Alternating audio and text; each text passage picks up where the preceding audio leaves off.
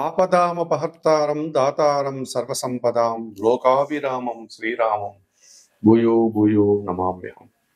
జ్యోతిషాభిమానులందరికీ నమస్కారం.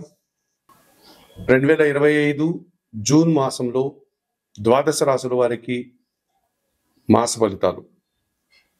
ఈ 2025 జూన్ మాసానికి వచ్చేటప్పటికి గత నెలలోనే మే నెలలోనే వృషభ రాశిలో ఉన్నటువంటి బృహస్పతి గురువు మే 14వ తారీఖున మిథున రాశిలోనికి ప్రవేశించడం జరిగింది. ఈ రకంగా గురువు మిథున రాశిలోనికి రావడం వల్ల కొన్ని రాశుల వారికి గురుబలం పెరిగింది, కొన్ని రాశుల వారికి గురుబలం తగ్గింది. మిథున, సింహ, తుల, ధనస్సు, కుంభ, వృషభ రాశుల వారికి గురుబలం పెరిగింది. అలాగే మే 18వ తారీఖున మీనరాశిలో ఉన్నటువంటి రాహు కుంభరాశిలోనికి, కన్యారాశిలో ఉన్నటువంటి కేతు సింహరాశిలోనికి మారడం జరిగింది. ఈ రాహుకేతువుల మార్పు వల్ల ఇప్పుడు కుంభరాశిలో రాహువు, సింహరాశిలో కేతువు కొన్ని రాశులకు కాలసర్ప దోషాన్ని అనగా రాహుకేతు దోషాన్ని ఇస్తున్నారు. కర్కాటక రాశి వారికి ద్వితీయములో కేతువు, అష్టమంలో రాహువు. సింహరాశి వారికి జన్మరాశిలో కేతువు, సప్తమంలో కుంభరాశిలో రాహువు. అలాగే మకర రాశి వారికి ద్వితీయములో రాహువు, అష్టమములో కేతువు.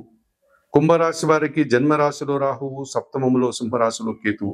ఈ రకంగా కర్కాటక, సింహ, మకర, కుంభరాశుల వారికి కాలసర్పదోషం ఉంది.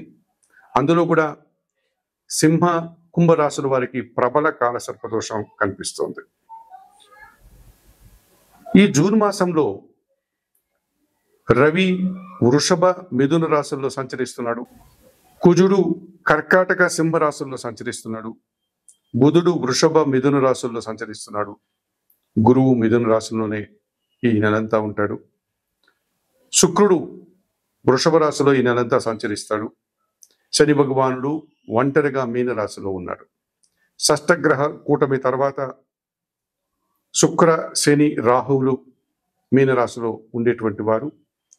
ఈ మూడు గ్రహాలు కూడా ఇప్పుడు విడిపోవడం, మీనరాశిలో శని ఒంటరిగా సంచారం కొనసాగిస్తున్నాడు.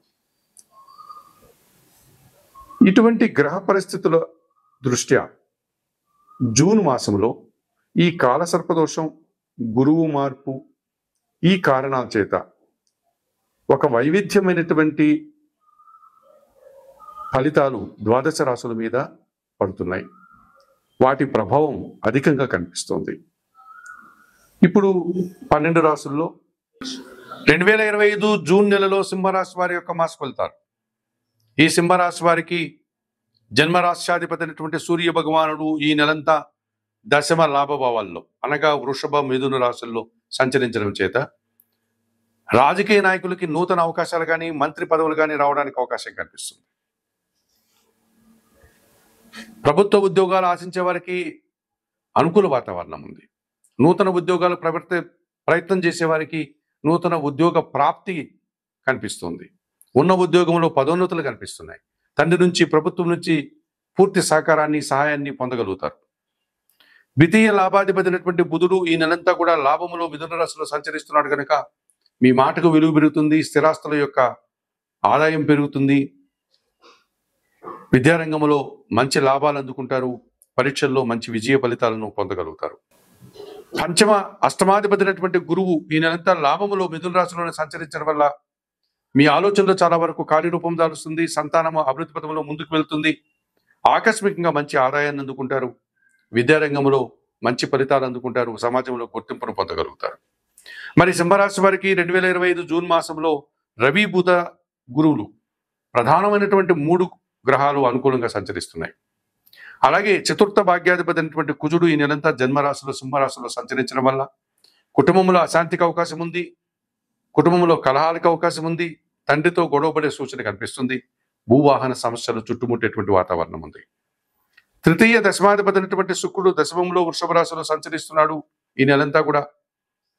ఈ కారణం చేత స్త్రీజన సహకార లోపం కనిపిస్తుంది. కొంతమంది ఆత్మీయులతో మనస్పర్ధలు వస్తాయి. వృత్తి, ఉద్యోగ, వ్యాపారాల్లో పని భారము, శ్రమ అధికమయ్యే సూచనలు కనిపిస్తుంది. షష్టమ సప్తమాధిపతి అయినటువంటి శని భగవానుడు ఈ నెలంతా అష్టమ భావంలో మీనరాశిలో సంచరిస్తున్నాడు కనుక పోటీ ప్రపంచంలో వెనకడుగు వేసేటువంటి వాతావరణం ఉంది. జీవిత భాగస్వాములతో మనస్పర్ధలు, వ్యాపార భాగస్వాములతో మనస్పర్ధలు, వ్యవసాయ రంగంలో అధిక నష్టాలు రావడానికి అవకాశం కనిపిస్తుంది. సప్తమ భావంలో కుంభరాశిలో రాహువు, జన్మరాశిలో సింహరాశిలో కేతువు, ప్రబల కాలసర్పదోషం. అనుకున్న పనులంతా కూడా అనుకున్నట్లుగా జరగవు. ఆశించిన పనులు నిరాశని కలిగిస్తాయి. ఎదుటి వారిని సంతృప్తిపరచలేకపోతారు. ఈ రకమైన ఇబ్బందులు కూడా మీరు ఈ నెలలో చవి చూడాల్సి ఉంటుంది.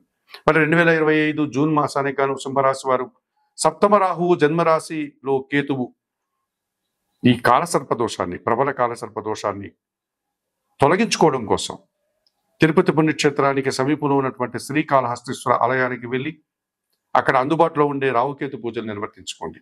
అంతటి దూరం వెళ్ళలేని వారు నిత్య దుర్గారాధన చేయండి. దుర్గమ్మ వారికి నిత్య కుంకుమ పూజ నిర్వర్తించండి.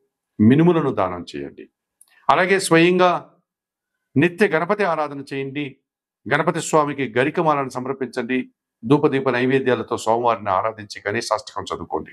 ఈ రకంగా చేయడం వల్ల కూడా ప్రబల కాలసర్ప దోషం నుంచి మీరు బయటపడడానికి అవకాశం ఉంటుంది. అష్టమ శని దోషం మిమ్మల్ని వెంటాడుతోంది కనుక శనీశ్వర దర్శనం కానీ, ఈశ్వర దర్శనం కానీ శనివారం రోజు తప్పనిసరిగా చేయండి. సుందరకాండ పారాయణం చేయండి. వయోవృద్ధులకి ఆహార పానీయాలు అందించండి. దశమంలో శుక్రదోషం కనిపిస్తోంది. మహాలక్ష్మీదేవిని దర్శించుకోండి. శుక్రవారం రోజు కనకదార స్తోత్రం చదువుకోండి. అలాగే అలసందలను, బొబ్బర్లను బాగా ఉడికించి లేక నానబెట్టి పశువులకు ఆహారంగా అందించండి. జన్మరాశిలో కుజుడు సంచరిస్తున్నాడు కనుక సుబ్రహ్మణ్య స్వామిని ఆరాధించండి. సుబ్రహ్మణ్యాష్టకం చదువుకోండి.